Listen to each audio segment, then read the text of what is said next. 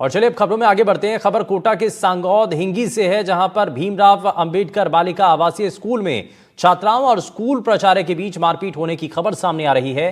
मारपीट का वीडियो भी सोशल मीडिया पर वायरल हो रहा है, जिसमें बालिकाओं ने स्कूल के प्राचार्य पर मारपीट करने समेत कई गंभीर आरोप लगाए हैं। करीब 4.5 मिनट के इस वायरल वीडियो में स्कूल की छात्राओं ने प्राचार्य सुरेश कुमार मीणा पर गंभीर आरोप लगाते हुए वो सुनी जा सकती हैं। छात्राओं ने प्राचार्य पर बदतमीजी और मारपीट करने का आरोप भी लगाया है। साथ ही मिलने आने वाले परिजनों से भी बुरा बर्ताव करने का आरोप लगाया। वहीं विरोध करने पर टीसी काटने तक की धमकी दी जाती है। कपड़ों को लेकर के भी आपत्ति करने का आरोप लगाया गया। वहीं इस पूरे मामले में सांगोद थाना पुलिस ने छात्रावास का मुआयना किया और आरोपी प्राचार्य को हिरासत में लिया है। सांगोद थाने के थानाधिकारी लाखन सिंह ने बताया कि वीडियो वायरल होने के बाद जिला कलेक्टर ने पूरे मामले में जांच के निर्देश दे दिए हैं।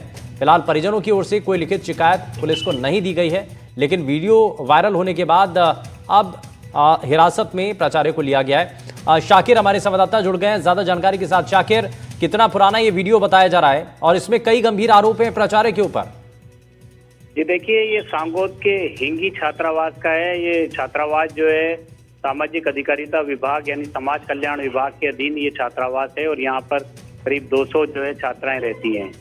तो ये जो वीडियो वायरल हुआ है उसके बाद में जो है सांगोद थाना पुलिस ने कार्रवाई करते हुए जो प्राचार्य हैं हॉस्टल छात्रावास के, उनको जो है हिरासत में ले लिया है। उनसे पूछताछ की जा रही है।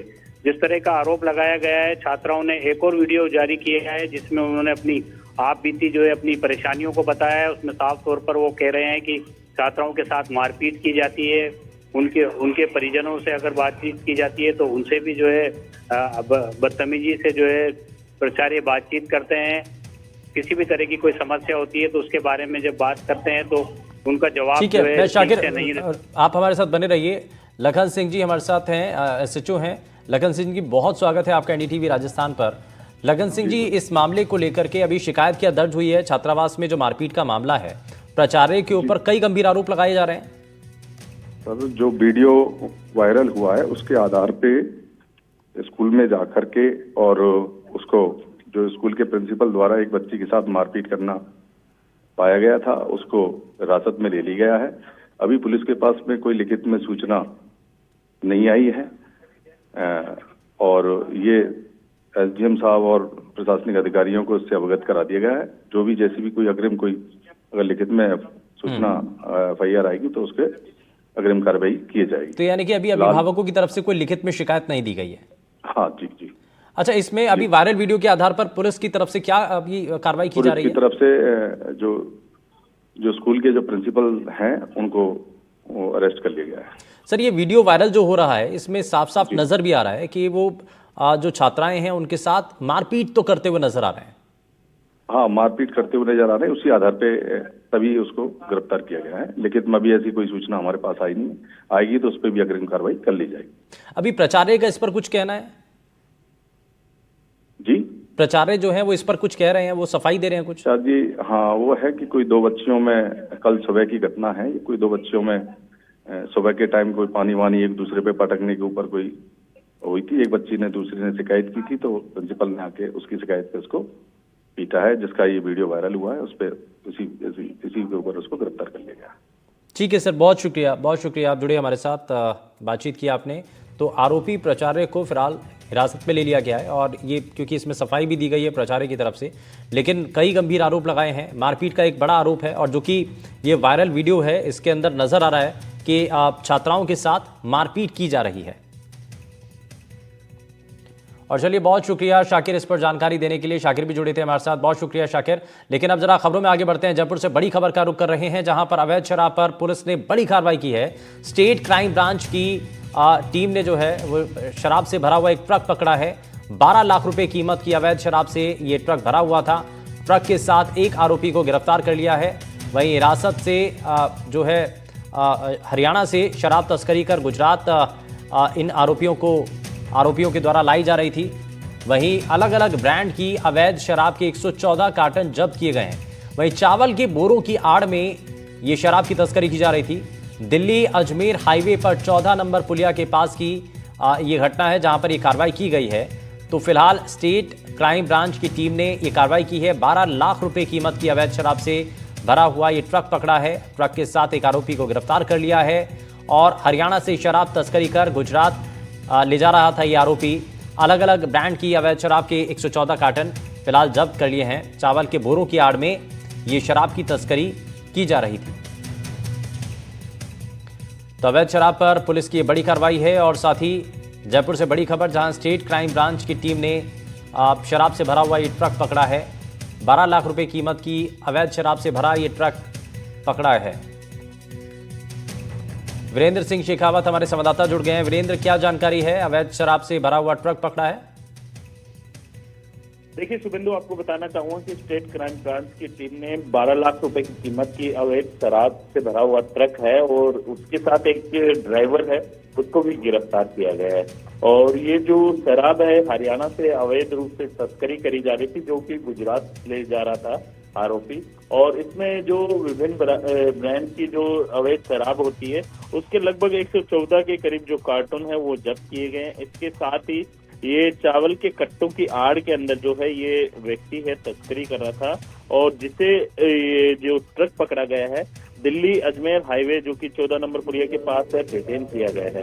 इसके साथ ही अगर बात की जाए पूरी शराब की, तो इस शराब की कीमत है लगभग 12 लाख रुपए की बताई जा रही है और हरियाणा निर्मित ये शराब है वो बताई गई है।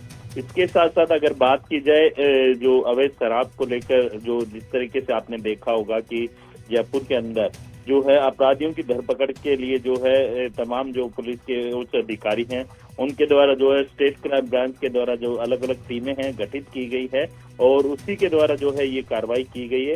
इसके साथ ही अगर बात की जाए, आपने देखा होगा कि जब इस व्यक्ति से पूछताछ की गई तो इस व्यक्ति का नाम है वो सरफुद्दीन बताया गया है, जो कि नूह जिले का है हरियाणा का। और अब ये चीजें भी तलाशने की कोशिश है कि कहां से कितना बड़ा नेटवर्क ये बना हुआ था। खैर, बहुत शुक्रिया वीरेंद्र इस पर जानकारी देने के लिए। वहीं टोंक से बड़ी खबर है, जहां ट्रेलर में भीषण आग लग गई और आग लगने से अफरा तफरी का माहौल बन गया। आग लगने से यातायात पूरी तरीके से प्रभावित हुआ है। 2 दमकल की गाड़ियों ने आग पर काबू पा लिया है। नेशनल हाईवे 52 के दौलता मोड़ की यह घटना है। ये आप तस्वीरें देखिए। आग लगने की वजह से जो ट्रैफिक है वो बाधित हो जाता है, वहां पर जाम लग जाता है। 2 दमकल की गाड़ियां मौके पर पहुंचती हैं और इस आग पर काबू पाया जाता है। ये टोंक से खबर है और गनीमत रही है कि जो टीम वहां पर पहुंची थी उनको सफलता मिली है और लगातार आग पर काबू पाने का जो प्रयास किया गया था उसमें सफलता मिली है। अलवर के सरिस्का टाइगर रिजर्व में बाघों की मूवमेंट और उनके संघर्ष के जब भी मामले सामने आते हैं तो रिजर्व के नियमों की बात होने लगती है। लेकिन आपको यह जानकर हैरानी होगी कि सरिस्का टाइगर रिजर्व की 100 बीघा जमीन को कुछ रसूखदारों को बांट दिया गया।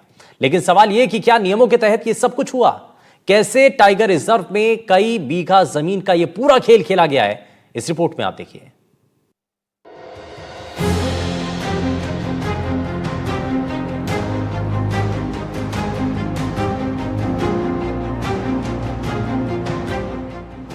टाइगर रिजर्व की बेशकीमती जमीन बंदरबाट में रसूखदारों को दे दी।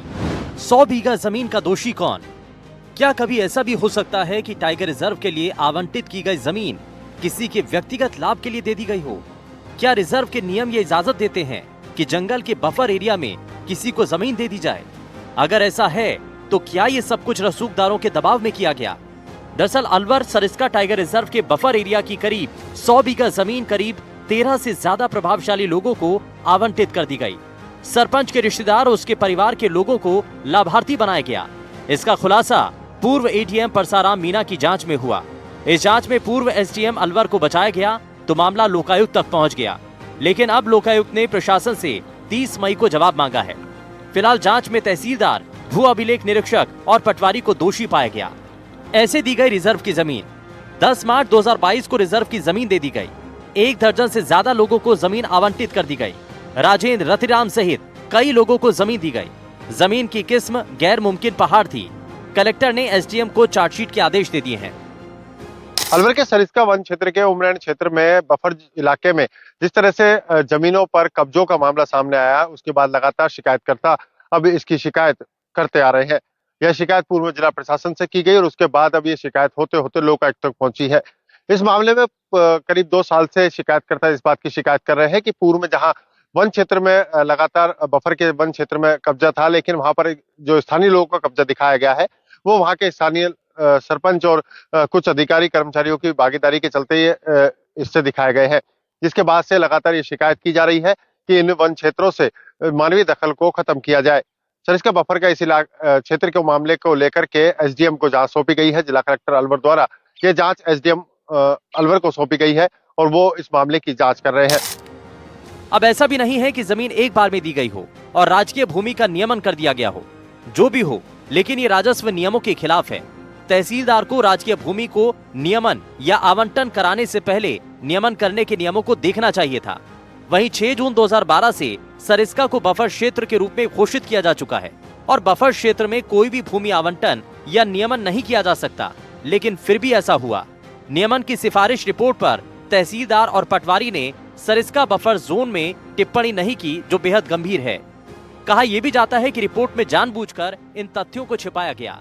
खैर, इस मामले के सामने आने के बाद अब सवाल ये कि क्या बफर जोन में किए गए भूमि आवंटन पर जांच होगी और क्या नियमों के खिलाफ किए गए इस आवंटन को रद्द कर दिया जाएगा?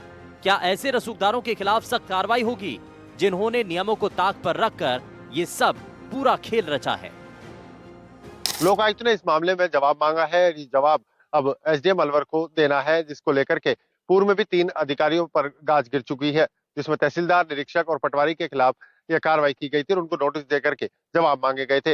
इन जवाबों का जवाब जो आए उसके बाद अब इस मामले की पूरी तरह जांच दोबारा से शुरू हो गई है और इसमें अब आगे क्या निर्णय होने हैं ये देखने वाला वक्त बताएगा। अलवर से मुदित गौड़, एनडीटीवी।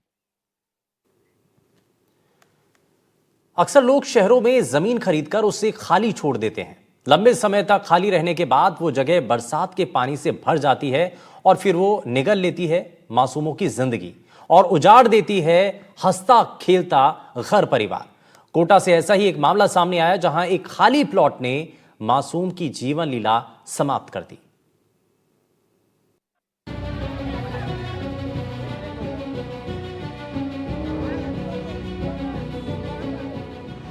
खाली प्लॉट ने फिर निकली जिंदगी। खेलते खेलते पानी में गिरा बच्चा, मासूम की प्लॉट में डूबने से मौत। खाली प्लॉट, उसमें भरा पानी और खत्म हुई एक और जिंदगानी। कुछ याद आया आपको?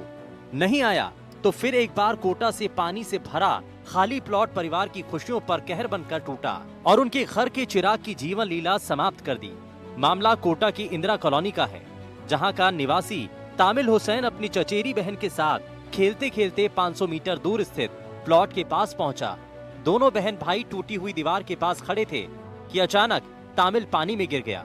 सड़क से गुजर रहे लोगों ने बचाने की खूब कोशिश की, लेकिन नाकाम रहे। इसके बाद परिवार के लोग, पुलिस और नगर निगम के गोताखोर मौके पर पहुंचे। प्लॉट में 20 फीट गहराई तक पानी भरा हुआ था। बच्चे को बाहर निकालकर सीपीआर दिया गया और एम्बुलेंस से अस्पताल भेजा गया, लेकिन तब तक उसकी मौत हो चुकी थी। कोटा में आज एक दर्दनाक हादसा हुआ है और ये खाली जो प्लॉट पड़ा है इसमें पानी भरा हुआ है। यहाँ पर जो है एक बच्चा अपनी बहन के साथ आ गया था और जब बच्चा था कामिल, वो जो है इस गड्ढे में गिर गया और गड्ढे में जाकर के पानी में समा गया। घबराई बहन ने घर पर जाकर जब सूचना दी तो परिवार के लोग पहुंचे, आसपास के लोग पहुंचे। तब तक वो जो है इस पे गहरे पानी में जा चुका था। नगर निगम की रेस्क्यू टीम मौके पर आई और उन्होंने जब निकाला और जब अस्पताल लेकर के पहुंचे तो चिकित्सकों ने उसको मृत घोषित कर दिया। ये कोटा का इंडस्ट्री एरिया है, यानी इलेक्ट्रॉनिक कॉम्प्लेक्स एरिया है। कोचिंग, यहाँ पर बड़े बड़े कोचिंग संस्थान है, हॉस्टल्स यहाँ पर है। इसी बीच में ये बड़ा जो प्लॉट है वो उसमें जो है वो पूरी तरह से यहाँ पर खाली प्लॉट जो है वो एक गड्ढे में तब्दील हो गया है, या यूं कहे एक छोटे से तालाब में तब्दील हो गया है। बच्चे की मौत के बाद परिजनों पर तो मानो पहाड़ टूट पड़ा। बच्चे के परिजनों का रो रो कर बुरा हाल है। वहीं पिता शाकिर हुसैन ने प्लॉट मालिक पर आरोप लगाया और कहा कि साल भर से प्लॉट पर गड्ढा खोदा जा रहा है जिसमें पानी भरा है। आज इसी के कारण उनका बच्चा काल के गाल में समा गया। वो वहाँ उसके चाचा की लड़की और वो दोनों साथ थे, घर से निकले थे। घर से निकल के वो साइकिल से इलेक्ट्रॉनिक कॉम्प्लेक्स घूमने निकल गए। मेरे को तो ये पता नहीं, मैं तो मार्केट गया हुआ था माल भरने। मेरे को तो फोन आया अनोली कॉल से कि उसके भाई का यहाँ पे तुम माल लेके मत जाओ, सीधे डगनिया पहुंच जाओ, कौन सा नाला है वहाँ पे, उसमें कोई कूद गया। उन्होंने मेरे को भी नहीं बताया कि कामिल उसमें गिर गया है। मैं वहां से आया तो इलेक्ट्रॉनिक कॉम्प्लेक्स की गाड़ी निकाल रहा था, तो वहाँ भीड़ लगी, तो मैं वहीं रुक गया। फिर तो वहाँ पता चला कि कामिल इसके अंदर कूद गया। फिर मैं भी कॉल लगा रहा था बचाने के लिए, क्योंकि बहुत गहरा था, तो मेरे को तैरना भी नहीं आता। अब मैं भी कूदता तो मैं भी उसमें रह जाता। लोग वहाँ कूद के बचाया। हाँ, बहुत सारे जो आसपास के मिलने वाले थे। बालिका उसके साथ थी वो भी वही थी? नहीं, वो घर पे गई बोलने के लिए, बगी उन्हें सूचना घर पे जाके दी है कि भैया गिर गया उसमें नाले में। रेजिन नेम खोद के बहुत सारी पटाखा लगी है वहाँ पे। जिस प्लॉट में से निकला है वो, उस प्लॉट में कोना टूटा हुआ है। क्या शिकायत दिया उनको? लापरवाही है इसमें सामने। इसमें लापरवाही तो यही कि प्लॉट जो खोद के पटक रखा है इसको बंद करा जाए, या तो फिर इस बाउंड्री वॉल करा जाए। स्थानीय लोगों की माने तो इलाके के इस प्लॉट को लेकर कई बार शिकायत की, लेकिन प्लॉट मालिक पर कोई कार्रवाई नहीं की गई, जिस कारण आज ये प्लॉट दिन दहाड़े एक बच्चे की मौत का कारण बन गया। छोटा बच्चा था 8-10 साल का, 2-4 बच्चे थे उनके साथ, खेलते खेलते आगे पत्थर फेंकते हुए उसमें फिसल गया हूँ गड्ढे के अंदर। तो ये काफी टाइम से ऐसे ही पड़ा है प्लॉट? साहब 4-5 साल से पड़ा हुआ है, ऐसे ही देख रहे हम तो यहाँ। उसको खुदा जब से वापस भरा ही नहीं है। बहुत ऊंडा गड्ढा है, कम से कम ये 10-20 फुट के करीब गड्ढा है। जो निगम के रेस्क्यू दल के लोग आए थे उन्होंने भी बताया था कि गड्ढा जो है पानी इसमें बहुत ज्यादा है, गहराई इसकी बहुत ज्यादा हो गई है।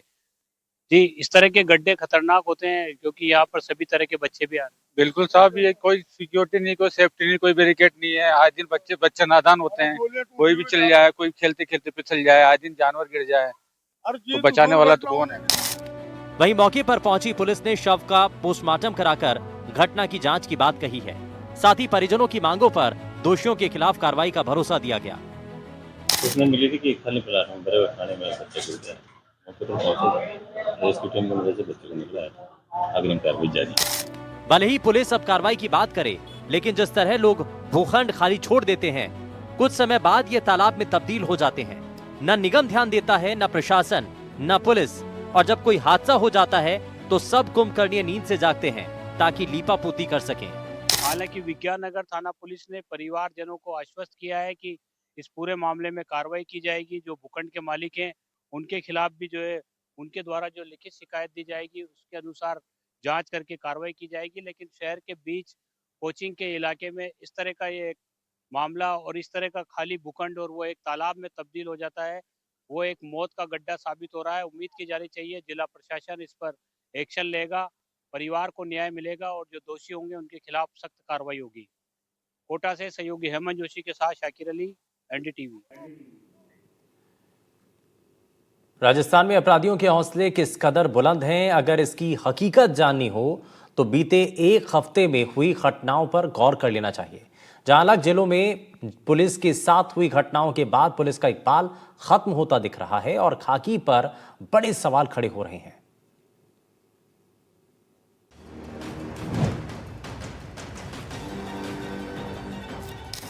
राजस्थान में गैंगस्टरों का हमेशा से बोलबाला रहा है।